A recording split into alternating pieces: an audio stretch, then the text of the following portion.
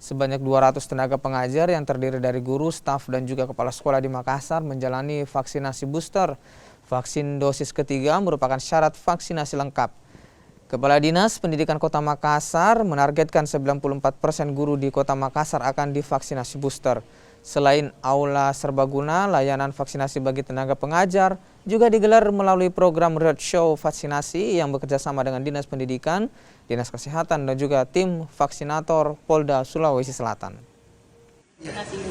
Seperti instruksi, bahkan aturan, bahkan edaran yang kita terima bahwa tenaga pendidik itu wajib untuk divaksin.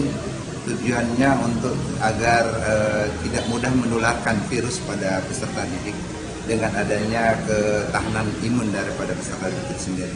Kalau berdasarkan data kami itu kurang lebih 12.000 baik negeri maupun swasta, ya, mulai dari pendidikan PAUD lebih 12.000. Jadi target kami salah. Yang pasti kenapa kami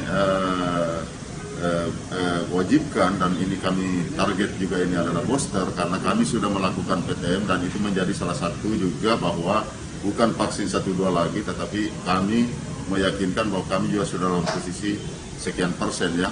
Di samping juga itu bahwa kami akan pastikan semua guru saya karena PTM yang kami ambil tentu itu adalah salah satu yang membuat supaya ini untuk pemutusan dan menambah juga kekebalan dan imunitas bagi diri kami untuk melakukan pelaksanaan tatap muka.